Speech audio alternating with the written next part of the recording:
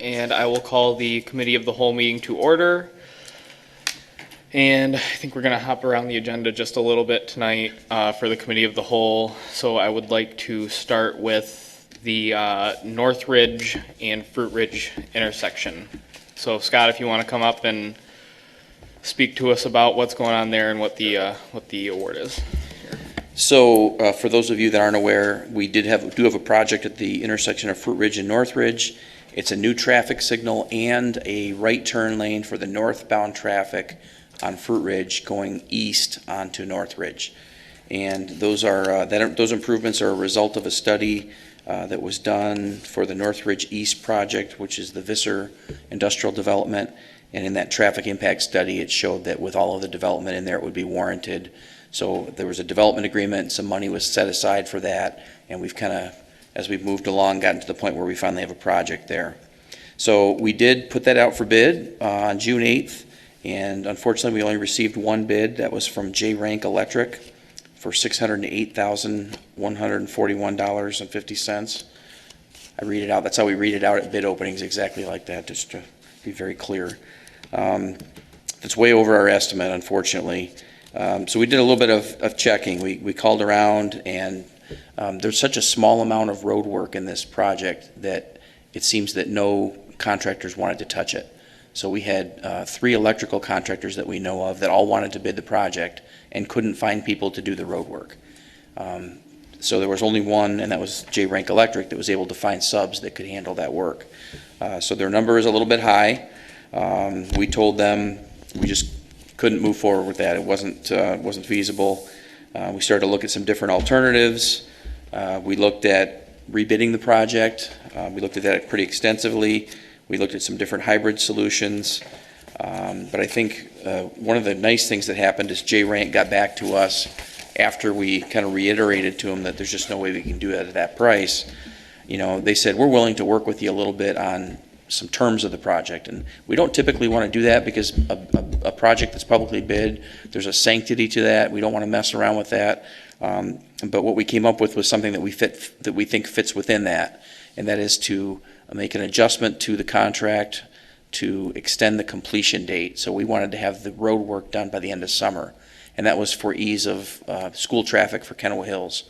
And it's not absolutely a necessity, but it would have been really nice. But just the high bid and the problems we've had with funding have kind of derailed that. So we went back to them and said, if we gave you to typical completion date would be November 15th for most projects for fall, could you help us out with some of the mobilization and stuff in there and get that reduced? And they were able to do that. And so we kind of circled the wagons and met again and talked about, again, this new price that they gave us of $586,141.50, and said, what could happen if we go back and rebid this and start over again?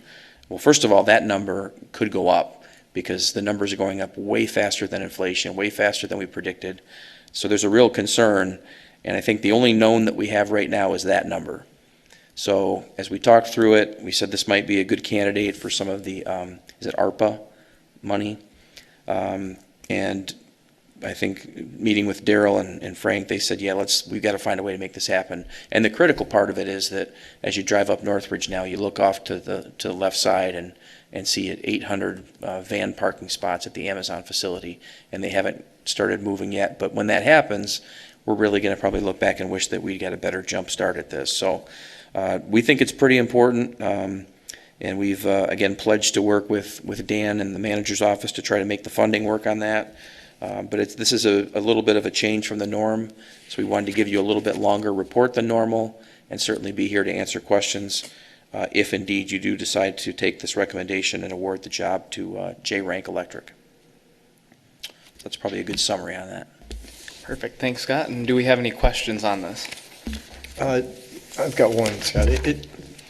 It's related to this, but it's not exactly, it's not a critique at all. It's just a question about your process. So I understand why you didn't want to violate the sanctity of the bidding process with changing the terms, that sort of thing. Mm-hmm. But what I'm used to in government work anyway is price is a different story, and oftentimes, in fact, almost always, the government will come back to a proposal writer and ask for a BAFO, best and final offer. just as part of due course in the process. So it kind of sounded to me like we don't ordinarily do that. I'm just wondering, is it something we should do? Obviously, with only one bidder, it's a little weird, but if you had more than that, going back to them near the end game and saying, hey, we're looking for your best and final offer and see if you can get prices down. I'd love to have that freedom, but I don't think that we have that with the municipal bidding environment in the state. We certainly haven't seen it in West Michigan, but if we could go back and tweak those numbers and still feel good and honorable about it, I'd love to have that freedom, but I just haven't seen that work out. So it would be a good question for Jeff Sluggett, and then for the city commission, I guess, as a whole, in terms of how we want to continue to look at spending public money. Yeah. So, Tom, what you're talking about is kind of like a two-tier bid process where you would bid it out, and then as the bids come in, you would then go to best and final off of what It's comes usually back. during the evaluation process. You'll get your initial batch of proposals. You look through them all, grade them, see how they rack and stack. Price is always a factor, right? Besides, there are other things obviously as well. So typically it'll be even 3 to 6 months later when you're getting near the award phase where you'll go back out to everybody and ask for a BAFO. Right, and that would be from all of the contractors versus, right. Now, we do a little bit of that with professional services because we get proposals, and the proposals aren't just based on low bid. They're based on the quality of the proposal. So there's a little bit of that goes on the professional side, but when we bid out the projects with per unit cost, we have not done that yet. But Scott, didn't you kind of do that with Jay Rank in this? I mean, you told them to go back and see where they could cut some costs and mobilization and, Well, we they have changed reduced their costs a little bit from the original bid. Yeah, we changed the term a little bit, I think, and proposed that as an amendment. Said if we were to award this contract, we would then issue an addendum, not an addendum, a contract modification to change that date with the agreement that the final number would then be moved down because of their ease of schedule and mobilization. But I don't think we didn't negotiate like the gravel per square yard cost or anything like that. I do know from like my point of work too, like everything's coming in high right now, and we're getting less bidders on it too, just because of work, especially with traffic signals too, work-wise. Scott, can I get some clarification?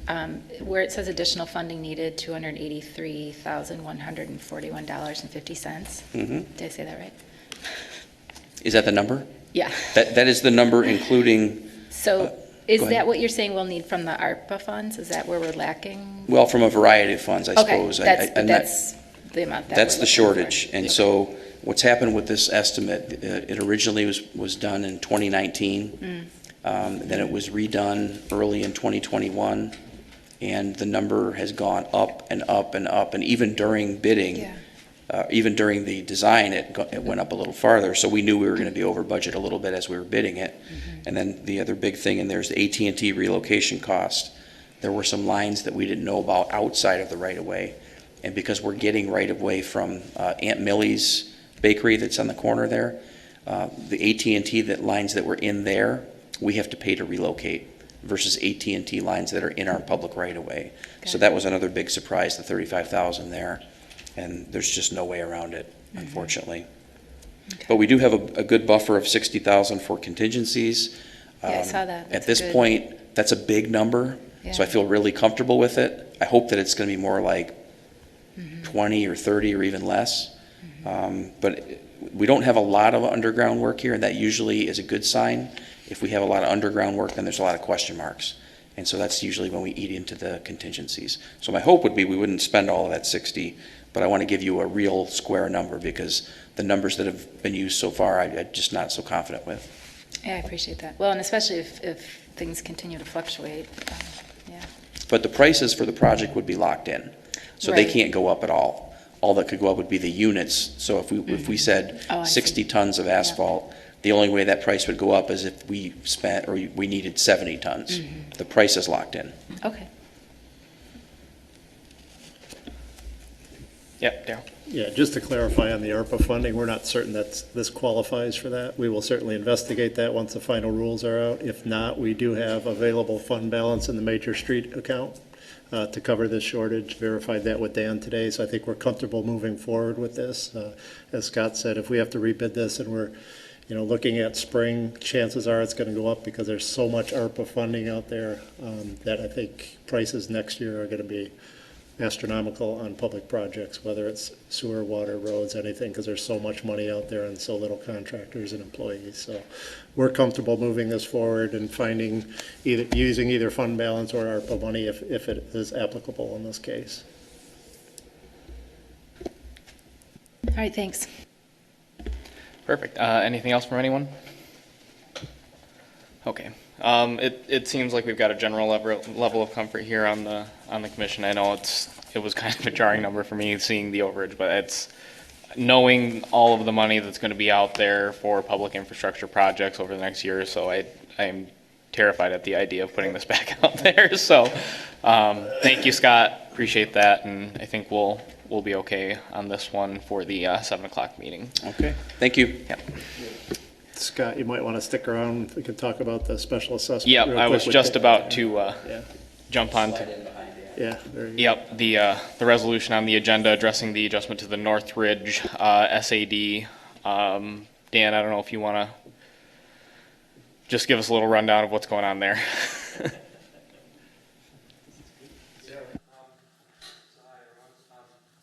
There we go, okay. Yeah, basically, we had set a special assessment district for that extra road that went through the Schwalier property, which you can actually see up on the slide right now. We put that in at our cost with the idea that we would recoup that cost as the property is developed and split off into buildable sites. At that time that we put it in, it was about a year ago, we had an estimate of like 1.169 million. Scott has done the final accounting for it and came in significantly less. And so basically we want to adjust it down to actual, and that's what the resolution will do. In talking to Jeff Sluggett, it was something he felt we could do just administratively, meaning I could just go ahead and make that adjustment to the roll. With that number being such a different one, and because of some of the history of special assessments from years gone by, from someone who's had to try to figure it out from some very old records, I really wanted to bring it to the commission so we had it officially approved and we could go back and future people could also see that that had been changed and why it was changed and how officially it was changed. So that's why it's coming to you tonight. And that record probably will be really helpful as this property develops in the future to have that, I guess, documented and acknowledged by the commission as well. So, did you have anything else, Dan? Or No, that's the gist of that resolution. So perfect. Did anyone on the commission have any questions, comments here? All right, perfect. I think we're all set on that. okay, thank you.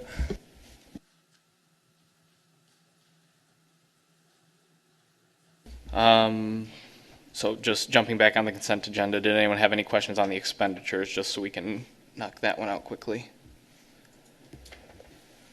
Okay, looks like we're good on that.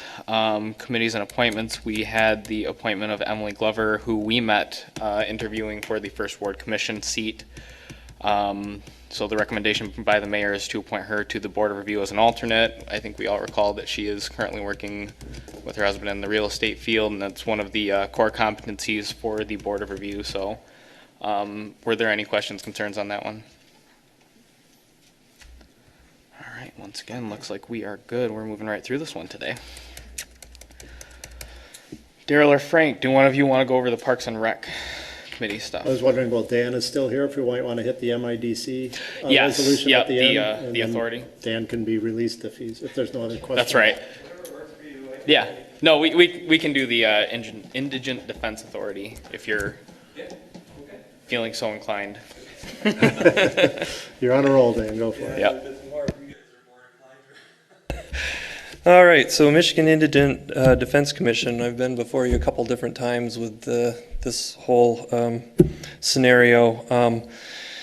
There's history, it goes back a few years. We started this back in the state's fiscal year that ended in September of 19.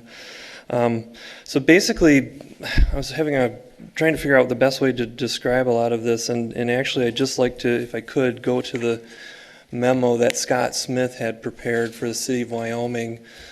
Scott's kind of taken the lead for us meaning 3 different court systems, so the 59th District Court, 62A and 62B. The funding units for those courts, so for, again, 59th, it's Granville and Walker share that court. Wyoming 62A and Kentwood is 62B. Just going back really quickly, when this whole program started with the Michigan Indigent Defense, or MIDC is probably easier to say, each funding unit was responsible for figuring out how to implement the standards that MIDC had put in. And so what was happening was Wyoming was applying for one grant, Kentwood was applying for a different grant, Walker was applying for one grant, and Granville was applying for another. So we had 4 different grants going for 3 different courts. Scott was really behind the whole idea of collaborating into one, doing one grant, and we did that for the current fiscal year that we're in. It's worked really well, and now we've gotten up to our 5th standard that has been implemented by the MIDC, and that's kind of thrown a roadblock into our current setup. So I'm just going to read through a couple of spots through Scott's memo that I think really kind of explains it best. And just starting right off the top, the Michigan Indigent Defense Commission was enacted to better provide indigent person charged with crimes representation by competent criminal defense attorneys. And then it says that the Act, the MIDC Act, provides local court funding units, which in this case are the 4 cities we were talking about, that we only contribute the same amount that we were expending for that purpose before this had happened, before the MIDC came on board. And so what's happened in this particular case, just to give you some numbers, Walker, when we were doing our own grant, we had contracted out the defense services through the Kent County Office of Defender. We were paying about $63,000 a year for that service. Of that, about 6,500 was our cut, or our share. The rest was grant funded. So it's a great thing to get this grant, and very important. And we're still locked in pretty much at that 6,500 per year going forward. So. One thing I did want to share, as I said, there are 5 standards that are implemented right now. 4 have been on the books for a while. The first standard deals with education and training of the defense counsel. Second standard relates to initial interview of the person being charged, that someone will be there from an attorney standpoint to help with that representation and get the interview. The third standard talks about investigators and experts, the need to use those where appropriate. And fourth is that counsel will appear at the first, or counsel will be at the first appearance and through the critical stages for that defendant. So those were all being handled by Kent County Office of Defender on our behalf. Now we've switched into Standard 5, which talks about independence from the judiciary, and this is where we're getting tripped up right now. And again, I'll go back to Scott's memo.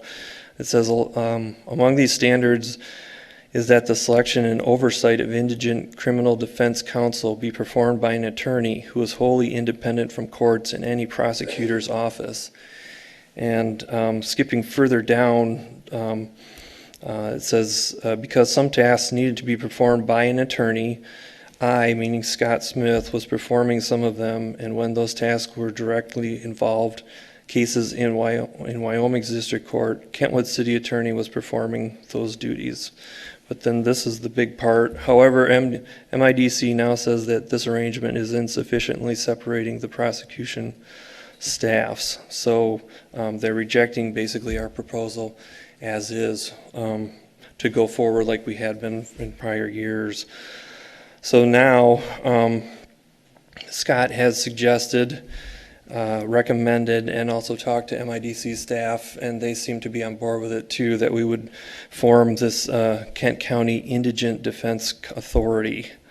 And then what that would do is they would apply for and administer MIDC grants and oversee indigent criminal defense services for the 4 cities and 3 courts. As an independent public body corporate, that organization would hire and retain an attorney to do several things, including apply for and administer the MIDC grants, submit the quarterly reports, which we were having to do independently, interface with the courts, retain, assign, and oversee criminal defense attorneys. So they would be the ones responsible for continuing a contract with the Kent County Office of Defender or some other vehicle, and then provide other services as needed.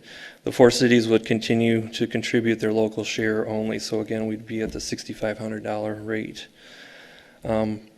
So this authority would be formed by a contract approved by the governing bodies of the member local governments or the city commissions under the Municipal Partnership Act of 2011, which does not require a public hearing or public notices. Each member governing body would appoint 2 members to the board. We've proposed that I would be one and Darryl would be the other. The board would hire and retain an attorney to oversee MIDC-related activities, thus removing the unreimbursed costs of the cities. And basically what's happening right now is when we went to this combined 4-city model, Wyoming took it upon themselves to be the one that took the brunt of the work. So Scott and Kate, who is the finance director for Wyoming, they've been doing a tremendous amount of work that we are benefiting from, but I think it's just become so much extra work that didn't really quite understand how that was going. And now that we have this other conflict, it seems like we're kind of forced to go in this type of route, or, which I hope we don't do, I think it would end up going back to the individual funding units, and so we'd be looking to try to do the grant on our own and kind of go back to square one again, which personally I'm hoping you don't want to do, but it's certainly a commission choice. So anyway, that's the idea behind it. The resolution would basically be putting us into that agreement. I know that Wyoming and Kentwood commissions have already signed on to this. I think Granville was going before their commission tonight as well. So that's kind of a really quick rundown of that, but I'm happy to try to answer questions related to it. No, thank you, Dan. And I will say that this is one that I know I pay a lot of attention to it because it's kind of a hot subject in Lansing, and something that there's been a lot of effort put into to get this system right, and the indigent defense thing is critical for our court systems. And I think this solution is pretty eloquent in that it allows us to continue to collaborate with those outlying cities that we've been working with, and provide a proper level of oversight on the way the indigent defense is offered, while still making sure that there's the appropriate amount of attention paid to the service. Is there questions from members of the commission here on this, or comments? Just one. Yeah. Do we need to appoint the board members?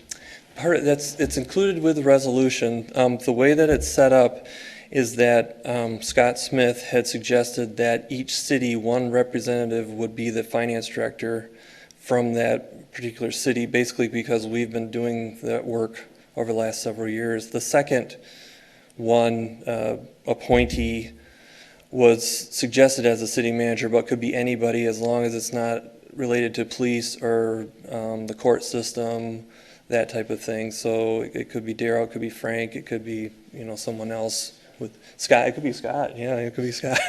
So it does, I believe, spell it out.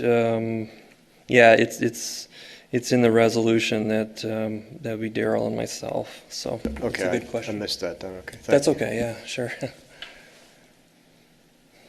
And this is set up in such a way that if going forward it works out the way that is hoped, other municipalities could join in as part of it if they wanted to. So it's a bit of an open-ended that way too. just trying to streamline the thing as best we can from our end, I guess. I just want to thank Dan for all his work he's done on this and keeping us compliant with MIDC over the last 3 or 4 years, and especially to Scott Smith and the City of Wyoming for really taking the lead. Scott's really taken this, and we're under a pretty tight time frame here, so to get this up and running is kind of short of miraculous. So Yeah. thanks to Scott, and thanks to Dan's work on this too. Yeah, and managing this stuff, all the changes recently is no small task. So huge credit to you, Dan, and to Scott over in Wyoming for all the work on it. Thank you. So, seeing no more questions on that subject, do you think 5 minutes is enough for you guys to jump into Parks and Rec? Okay, we'll move right on to that then. Thanks, Dan. Thanks, Dan. Okay, well, good evening.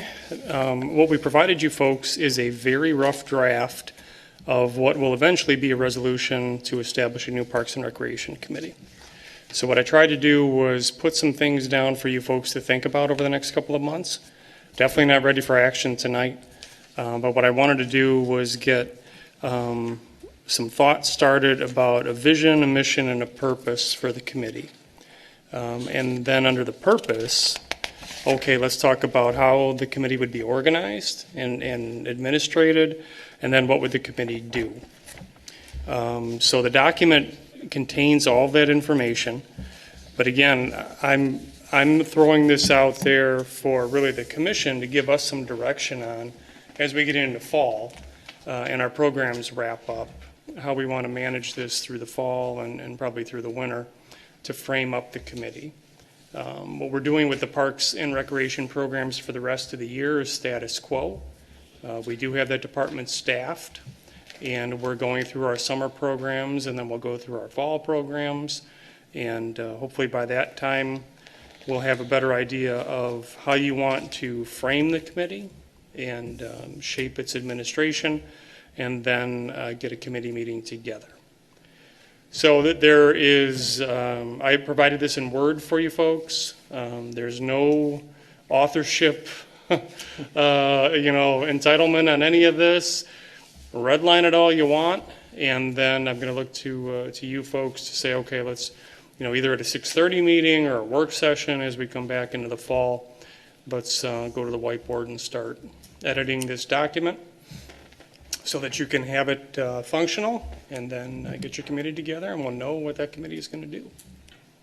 I like to frame things up with a vision, mission, and purpose. I think it's, as you get deeper into the purpose, as we see in a lot of projects, we get into the mission creep issue, or we lose our way a little bit, and it's always good to come back to that mission and vision for a little bit more of a general thing. So I don't view mission and vision as just fluff words. It's something that really should guide you from a higher level when you start getting into the weeds and the micromanaging of all of your day-to-day activities. Just to call out a couple of things. See, we've got a couple of minutes here, Mr. Chair. Committee formation, I threw out there. A majority would be residents of the city, but others don't have to be. That's completely up to you folks. Obviously, we would want to have the same administrative structure and function like we do for all of our committees. And then staff would be supportive to the committee, not necessarily appointed to, similar to the Planning Commission or the ZBA. And then item B on page 2 deals with an update to the 2004 Parks and Recreation Master Plan. If you've been around for a while, in 11 and 12, 13, we did do a lot of work on recreation planning. And we got to a point where we said, well, if we're not going to apply for MDNR grants, let's just do stuff. And that's really what we've done since then. But it's probably a smart idea to go back and update the plan so that it's MDNR compliant, because you never know what's going to come out when it comes to land acquisition or other grant possibilities. So we threw that in there. And then item C on that page is really the day-to-day guidance for your recreation programs, functions, facilities. So that is it in a nutshell. The other things that I threw in there were, one of the things that I think would be helpful for all of us is that based on all of the other content in the resolution, producing biannual reports that look into metrics established by the city commission. Doesn't need to be anything complex, but something to keep you folks involved, to know who are we serving. Hey, are we serving more people than we were 5 and 10 years ago? What's the year over year? What's the budget looking like? So you can have a good handle on our Parks and Recreation functions. And then also lessons learned so we can improve.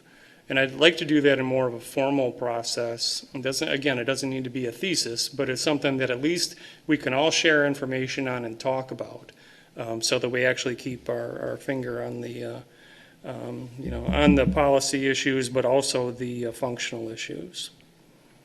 And then there's a couple of things on there as far as the ability. I think we have this now under some old resolution, that the committee would have the ability to establish reasonable rules, regulations, policies, and the ability to recommend purchases to the city manager. So I think I have taken up your gap time here, but again, feel free we will look to you folks going into the fall to start to formalize this. Perfect, and I guess we'll open that up for some discussion once we get around to it on the formal agenda. But seeing it is 7 o'clock, we will call the commission meeting to order. And I will be opening with invocation tonight. So if you would all bow your heads and join me in prayer. Heavenly Father, we thank you for being here with us today as we gather to do good work on behalf of the people of the city of Walker. We thank you for the beautiful summer weather and the ability to share the season with our loved ones and for all the joy you give. We ask that tonight you offer us the guidance to do what is best for those who we are here to serve. And Lord, we ask that you protect those who work so hard to protect and serve us through these trying times. And Lord, we thank you for all that you do to allow us to be here and serve our community. In your name we pray. Amen. Now if you'll join me for the Pledge of Allegiance. I pledge allegiance to the flag of the United States of America and to the republic for which it stands, one nation, under God, indivisible, with liberty and justice for all. Now, Madam Clerk, if you'll please call the roll. Mayor Pro Tem Gilbert. Present. Commissioner Burke. Here. Commissioner Glanville. Present. Commissioner Groders. Present. And Commissioner Chase. Present. And then we have a absence of Mayor Carey and Commissioner Yep. Deshane. So if I can get a motion to approve the absences for Mayor Carey and Commissioner Deshane. I'll make a motion. Support. All right, motion by Commissioner Chase, support by Commissioner Groders. All those in favor, please say aye. Aye. Opposed? Motion carries. Okay. So next we have the approval of the minutes. Does anyone have anything on the July 12th meeting minutes? Otherwise, I will entertain a motion. I'll make a motion. All right, we'll call that a motion by Commissioner Chase and support by Commissioner Groders. All right, all those in favor, please say aye. Aye. Opposed? Motion carries. All right. Now we will open things up for public comment. If there are any members of the public with comments regarding anything on our agenda this evening. Scott, Dan, you're good? All right, moving on. To the appointments. As discussed in the Committee of the Whole, we have the appointment of Emily Glover to the Board of Review. Is there any further discussion? Seeing none, I will entertain a motion. I'll make the motion. Motion by Commissioner Glanville, I'll support. support from Commissioner Chase. All those in favor say aye. Aye. Opposed? Motion carries. All right. Next up, the consent agenda. So do we have any, oh, you're right, I skipped. My fault, I'm working off of a different sheet. Parks and Rec Committee, were there any thoughts for Frank, initial review of the resolution that he had emailed us? Yeah, I'd like to jump in on that Absolutely. just real quick. So I've been working with Frank over the spring to discuss some of these things, looking at some examples. I have some other connections I've been making, and working with Emily and Rachel to consider what we might want in a Parks and Rec committee. So I would just say off the top, I fully support the idea of allowing people who aren't Walker residents to participate. I think there's, great value in that when we consider things like, relationships with our schools and people who might be coming into Walker to use the facilities, and then how we might also partner with some of our neighboring townships and cities. If we can get, a couple different people involved in that, I think that would be really helpful. That, and I know the having the master plan, the Parks and Rec master plan, DNR, ready is an extra step, but I would agree again with Frank that, there's no reason to not do that. We might, as long as we're doing it, let's do it all the way, and that will open up, some potential resources for us going forward. Once it's done, it's done. So, and I, again, with the metrics and the reports, I think that's a really important part as well, because of course that helps us to gather the data that we need to look for grants and, to support funding, projects, all that good stuff. So, having all that in place, I think, is the right way to do it. And if you've gotten to know me over the last couple of years, I do like my after actions and reflections and looking at those metrics and, how we can do things differently or better. So, I would support what Frank has put in there and look forward to your comments. If anybody has questions too, please feel free to reach out. I'd be happy to talk to anybody about this and your thoughts of what might we need to add or things we might want to soften the language or something like that. And yeah, I absolutely agree on the item with non-Walker residents. Yeah. And while I think it's important to have a majority of the board be folks from the city of Walker, I think it makes a lot of sense with some of the interests in a lot of our parks, specifically from out-of-city folks, that plays an important role in how we shape our park system. I have a Frank question. The DNR qualifications, does that qualify us for Natural Resource Trust Fund dollars? Yes. Is that kind of the target grant fund? Well, that's the big one, and sometimes that comes down to land acquisition. Right. Other times there are other programs that are changing, and who knows with the influx of federal money what's going to come out more for equipment, facilities, those kind of things. Okay. So I would say prime driver, if you look back historically, with land acquisition and major capital improvements. Yeah. Perfect. No, thank you. And I not to jump in on the buzzwords, but the Natural Resource Trust Fund does do a lot of land acquisition opportunity, and within the city limits, we have a lot of space that could be good targets for things like green space preservation, especially with the sensitivity that some of our residents have to that issue. And that's certainly something we can consider as that becomes an opportunity as we become qualified under these DNR specifications and things like that. Did anyone else have? Can I add one more thing? I did want to just kind of call this out too. When you think about the work of the committee, and I think that's under Part C, is working with city staff and the relationship with the Parks and Rec department specifically. Just bearing in mind how that department has shrunk a little bit in the last few years.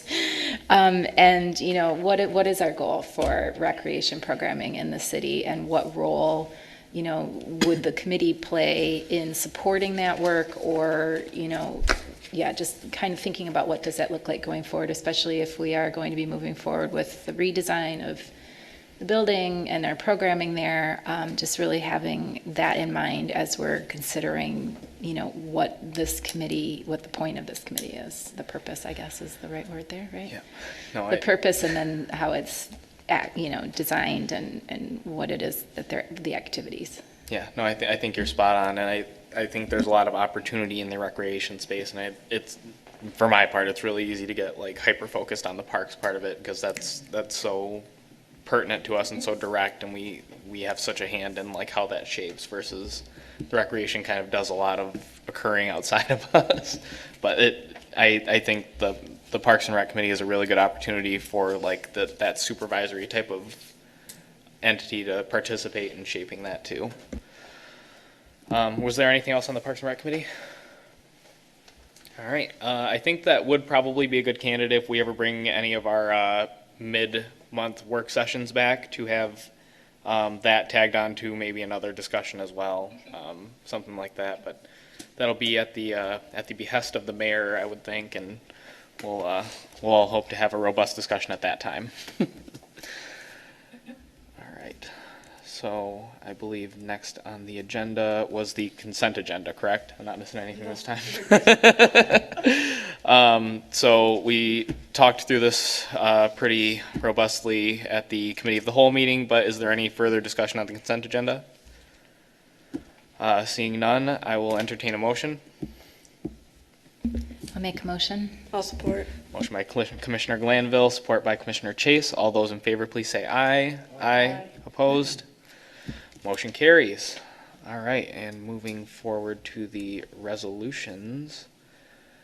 The first is Resolution 21-607 on the Northridge Special Assessment District. Are there any other comments on this? All right, seeing none, I'll entertain a motion.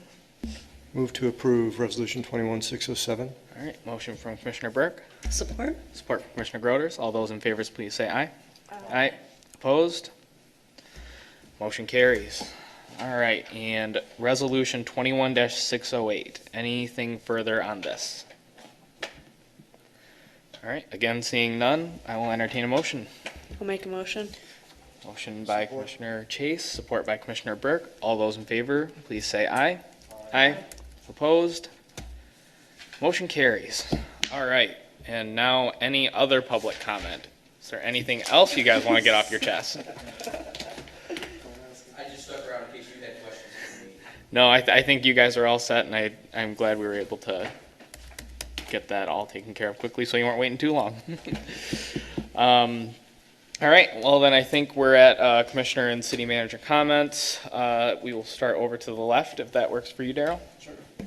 Sure, just two things. Last week at the DDA meeting, I know Melanie, Commissioner Groders was at the DDA meeting. They presented some of the results of the survey that has been ongoing in the DDA for the streetlight project. So very favorable. I think we had over 430 responses. So I think they're able to glean some good information. We kind of talked about a few of the highlights, and then their next meeting, they're going to be coming back with some recommendations or some themes that are starting to emerge as a result of that. So that project is moving along pretty well. So good to see that and good results. And then secondly, just a reminder that this Thursday, 10 o'clock here is Greg's cake and coffee for his retirement. To wish Greg a fond retirement. So if you can make that, I think it'll be probably pretty full in here. So that's it. Perfect. Frank?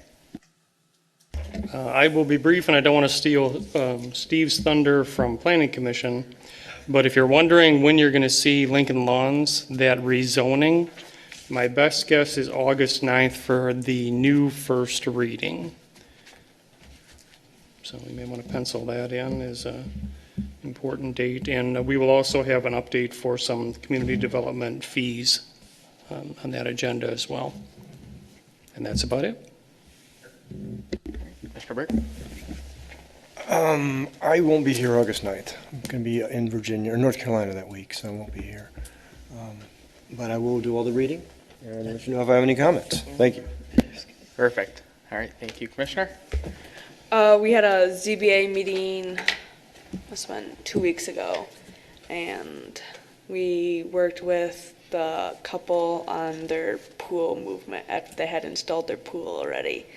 So that was an interesting meeting.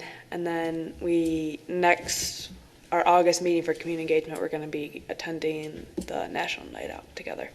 So at Fine Zylstra. Awesome. Commissioner Groders? Primaries next Tuesday. Make sure you vote. I was going to bring my ballot tonight. So I'm going to be working the polls, so hopefully see lots of people coming in, and I won't have to just read my book all day. I watched the Planning Commission meeting the other night, in part, and one thing that struck me, and I think I mentioned it before, nothing to do with the meeting, but how the meeting is conducted. You guys all refer to each other by your first names, and staff kind of refers to you that same way as well. And I'm thinking, in the future, if somebody goes back and looks at the minutes or something, John said this, or Terry said that, who are those people? And I would like to see, I guess, just a little higher level of professionalism and using last names. Is that possible? I totally get what you're saying. We on that commission, we largely have, it's like you get a lot of time working together. I think everyone gets so comfortable and they kind of forget especially in a big meeting like that, the decorum of what the purpose of sitting behind the rostrum here is. So I can certainly bring that up because the point is well taken. Okay. Interesting meeting, though. Yeah. Appreciate all your hard work on that. And hopefully we can continue to move forward. Hopefully.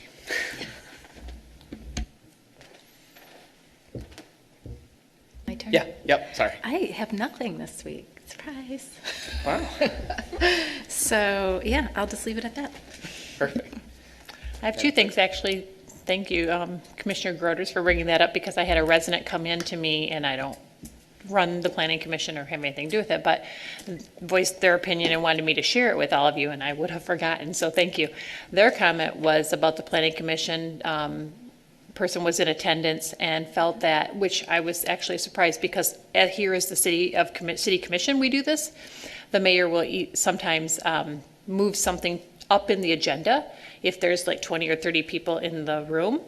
And the complaint was that the top priority item on the planning commission was last, and people had to sit through the meeting, is what I was told. So they did, Just tell but the issue with it going the other way is that then you have the people with really quick items that are waiting for the 3 hours versus the 3 hour part waiting the 15 minutes. Yep. For the other things. So to get I just addressed. told them I'd share that. Yeah, no, I get it. So- I understand why they're. Yeah, and their thought is that, you're saying that, I see both ways. And Yeah. I was like, well, but sometimes we do move things up, and then everybody leaves, Right. for that issue, yeah. And then just for the record, I'm just gonna verbally say that I've noted that I've given everybody in the city commission the letter from Watchdog Miller, so that'll be in the minutes as well. Perfect. Other than that, election day's next Tuesday. Awesome. All right. Thank you very much. All right. For me, 3 things. For the Rapid Board, we had our Present Performance and Service Committee meeting 2 weeks ago, and we had a really good discussion on the status of the transit system in the region. Ridership is starting to return, and we are very happy to see some of those numbers starting to perform much better. There's still a ways to go, but like Route 9 is one of the top performers in terms of getting that service back. I think a lot of their population served as consistent ridership that isn't really impacted by a lot of the COVID changes that we're experiencing in the same way that other parts of the service area are. So we've seen really good performance there. We're still not there all the way, but things are improving really well, and I just thought that was that was a good thing to know. I think we're seeing a lot of lagging in like the Laker line now. Schools really have changed the way they're operating a lot, and that's been a major impact. And some of our employers who are served are seeing major shifts in operations as far as transit's concerned. So there's a lot of ground to make up, but it was good to hear that we're seeing a lot of that recovery, and I thought that was a good note for us. We're having a lot of robust discussions on what service is going to look like moving forward. We did a comprehensive operational analysis during COVID and offered some recommendations that were very similar to current existing service. We added on demand for a part of Walker, but I guess figuring out how to offer those services in a way that's competitive, appropriate, effective, and not putting out a product that's going to fall flat and really killing the momentum is really important to us. So we've been having a lot of important discussions with our CEO and our planning staff, and trying to make sure we do things in a way that we can really put our stamp on the product and feel good about the service that we're getting in return, especially here in Walker, where that's been an item of concern certainly for the residents and those that vote on our millages and things like that. So more to come on that, but a lot of work is going in behind the scenes right now to make sure that that all goes off well. Wednesday's planning commission meeting was a lot of fun. Anyone wants to go back and watch the tape, it's all on YouTube, I believe. But no, Commissioner Groders, you make a great point with respect to the way we address each other and the way that we set the tone for the room, especially for those meetings. We did approve the rezoning, which is good. A lot of work went into that, obviously. So we will see that, sounds like close to August 9th. We tabled the preliminary area site plan for Lincoln Country Club. We made the note that we need to have further discussion on the road network's layout as a part of that PASP, which is one of the components that the PASP really locks into the plan. So I think there will be we're going to be pretty deliberate about trying to have a pointed discussion on what does the Planning Commission want to see in this road network, because we need to come to a consensus that we can move this forward looking like this. Because this project's been bouncing around so much and we can only do that for so long, and it's guess and check right now, and it's really hard to effectively operate that way. So that'll be something. I think it was proposed a work group for the Planning Commission and inviting the City Commission to attend. I'm not sure if that will be how this comes together, but something will have to happen on it. And then my last thing, and I couldn't make this up. I was in Lansing, and I was meeting with the president of a major association, and we had lunch and we were talking, and I told him I was from West Michigan, and what he said to me was, "Oh, you're from West Michigan, that's great. I have a question for you. What is happening by Walker Avenue exit on I-96? He said, "I see all these beautiful industrial buildings going up, and I don't know what they are, but there must be something big going on over there." And it was incredible. And I was like, I told him, I said, "Terry, you could not have said a better thing to me if you tried." But it was just one of those moments that, like, all the work that we have put in along that Northridge corridor, I guess the return from seeing somebody, a high-ranking person out in Lansing that just happens to pass by from time to time and really appreciated the impact that we're having on that part of our community and what that represents for West Michigan and certainly the city of Walker. That was pretty cool. So just a testament to all the incredible work that's been done by staff, by the commission, by everyone involved, and how that's really starting to show, and everyone's starting to be able to see the fruits of that labor. So credit to everyone here on that. And before I stop, I'll just remind everyone, National Night Out next Tuesday. Going to be a lot of fun. Find Zylstra, as always, and don't forget to vote. So with that, I will entertain a motion to adjourn.